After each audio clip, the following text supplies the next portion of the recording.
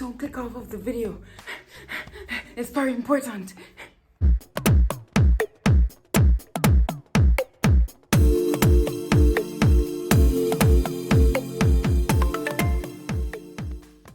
Hey guys, so today we're gonna talk about something that shot the pants off of me.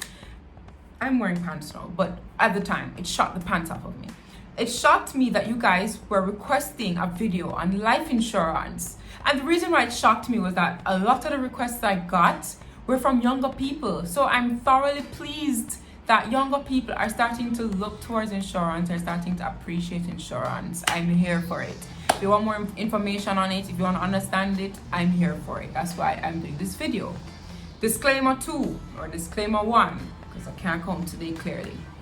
I'm not gonna go all in this video as it relates to insurance. If you want most of the information, you should buy my book, The Big Bad Book of Everything. There's an entire chapter in the book about this.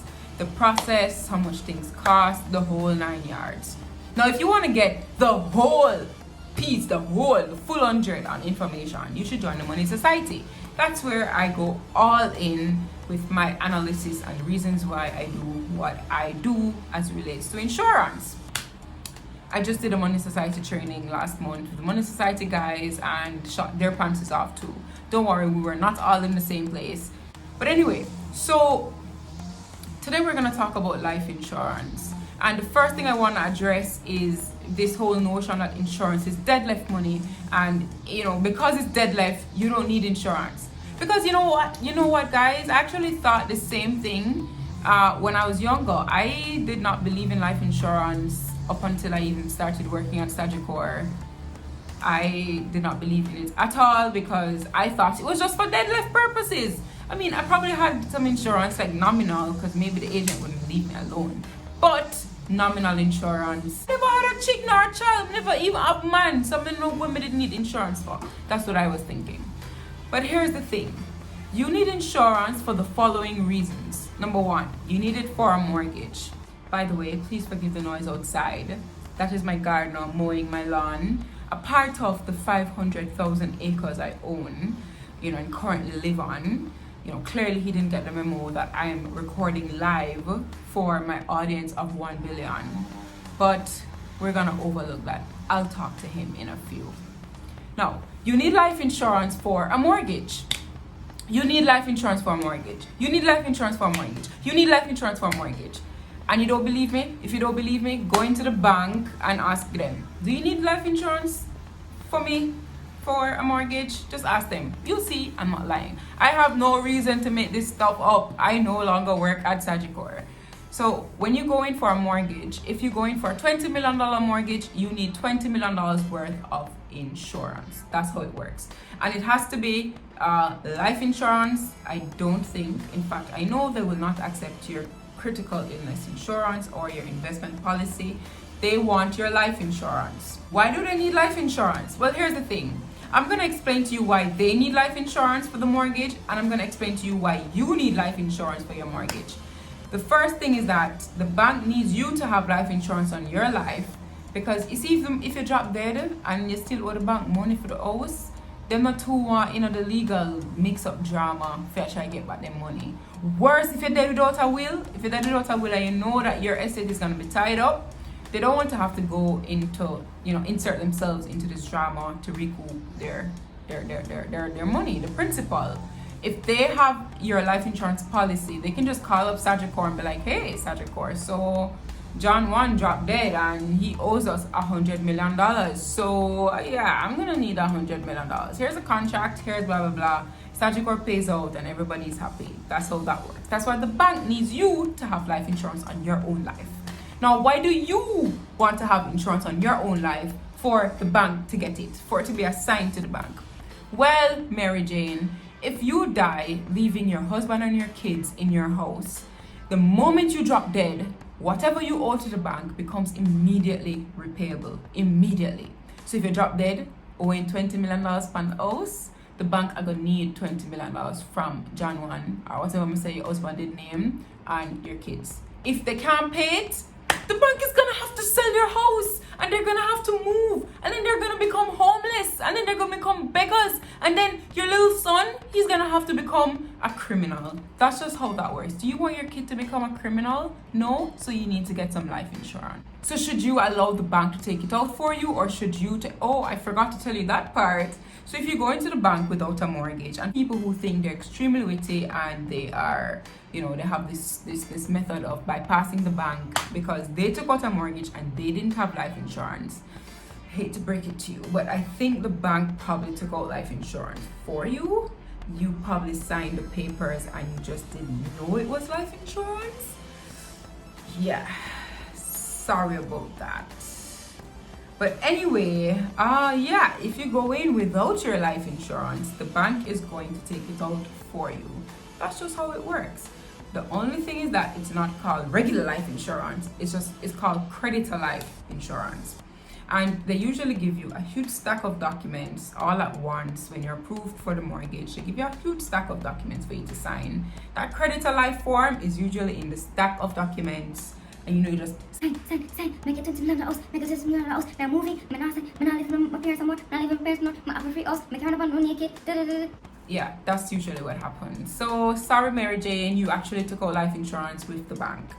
Now, should you allow the bank to just take it out for you then, instead of you having to go through all the hassle of seeking out an agent and hustling and trying to figure out if this agent has sense and all sorts of excitement, you have to do medical, all this and the next. Should you just allow the bank to take it out for you? No, you should not allow the bank to take out your insurance for you. Here's why. If you go in with your insurance policy, you control the type of policy that you get to take out.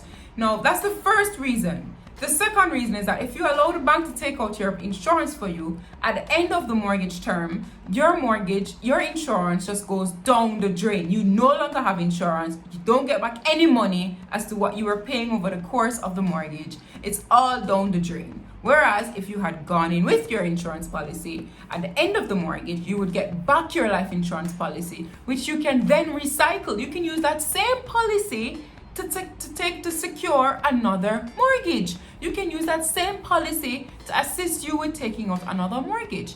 What's more is that policy, if you took out a good, solid, decent policy, that policy is probably developing cash value. And if that policy is developing cash value, it means that you have some cash and you can get some cash back after all this time. It's a lot more complicated than this. But if you want to understand it, you should go buy my book or join the Money Society. Just know, if you're going at a bank with your own insurance policy, the bank will give back your policy when the mortgage expires or the mortgage is discharged, meaning you pay it off. You can use that same physical policy to take out another mortgage, or you can use that policy. You can go in and if you cancel it, you can probably get a check, as to what was accumulating on the policy. It depends on the type of policy that you would have taken out. Now, I'm pretty sure you heard that part where I said you can cancel it and get a check. I know you heard it. You're probably thinking of all the Bridgets and all the Tory Burch and all the, what do boys want? Game Boys and Xbox and footballs that you could buy. I know you. So, here's the thing. If you take out a whole life insurance policy, whole life, equity linked, meaning it's been traded all this time, it's being invested all this time, you can actually get some money back if you cancel your plan, depending on when you cancel your plan. If you surrender or cancel your plan within the first 3 years, I think you don't get back nothing. And if you cancel it, guys, I'm gonna tell you from now, if you cancel it like within, say, 20 years, you get back some monkey money. Some monkey money, like probably some million, 1 million or 2 million or something. But monkey money, and it's not even guaranteed. It depends on how the fund was performing at the time. That's it. But you can get back some money. Now, here's the maths on it. If you take out a mortgage with this policy, the average mortgage term is 25 years, right? So, for example, if you take out this policy when you are 30 and you assign this policy to the bank at age 30, you have a 25-year mortgage term. You're not going to get this policy back until you are 55. So, when you get back the policy at 55, if you no longer need insurance, your penny them grown, have no more mortgage, have no need for insurance in your mind. If you talk to your advisor and you realize that you don't have no need for your insurance, if you surrender your policy, you can get some good money back from it. And that can be used to supplement your retirement income.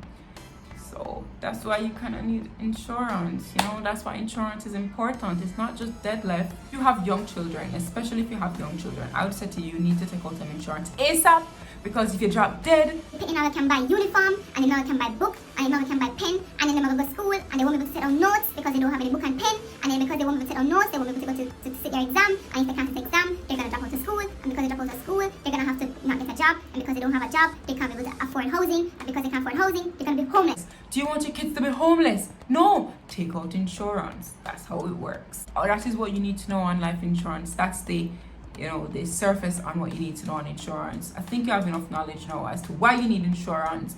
In terms of the numbers, as to what insurance costs, I can't tell you that, because they calculate it based on the day you were born, the month you were born, the year you were born, your sex. Insurance is more expensive for men. Whether you smoke, insurance is more expensive for smokers. They look at your family history, all of that, to determine how much your premium will be, to determine how much insurance will cost you. So I couldn't tell you that, especially if you take out a whole life equity link plan. The underwriter has to assess all of this, and then you will know what it costs. But you can actually tell them that you have a budget of, say, $5,000, $3,000, $10,000, $100,000. You tell them what your budget is, and they'll work out something for you. There is this misconception that insurance is expensive. It doesn't have to be expensive. It doesn't have to be, guys. If you can't afford the premium, what am I going to fight off and tell you to pay the premium? No. You tell them what you can afford, and they'll work out something for you. I used to be a life insurance advisor. I know how it works. I don't think I've ever shoveled anything down my client's door. Like, you have to pay it or else. No. Just tell them how much you can afford, they'll work it out. So far, we learned that insurance is not just dead left. You need insurance for your mortgage. Your children will become criminals if you don't assign a life insurance policy to the bank, because the bank will then have to kick them out of the house, and then they'll become homeless, and they'll have to steal for food to survive. We also learned that insurance can be used, your insurance policy may be used for supplemental retirement income. We also learned that insurance does not have to be expensive at all. It can cost whatever you want it to cost, okay? The coverage is what will change. So we have that wrapped up neatly. It's all done. Now, in terms of the process, you literally seek out an agent, have them sign up. They're going to give you a bunch of forms. You answer the questions, sign the form, pay the first month's premium. They submit it for the underwriter to assess it, to determine if you are worthy for the good things done. Then they tell you if you're approved, and then you have life insurance. You have to do a medical. Backtrack, you have to do a medical. And you have to do an HIV test. And you may need to do more tests depending on the amount of coverage you're trying to get. But that's it. Yeah, that's it. Easy peasy lemon squeezy right there. So guys, ta-ta. Don't forget to like, subscribe, and share. Guys, I wasn't feeling well at the beginning of this video, but talking to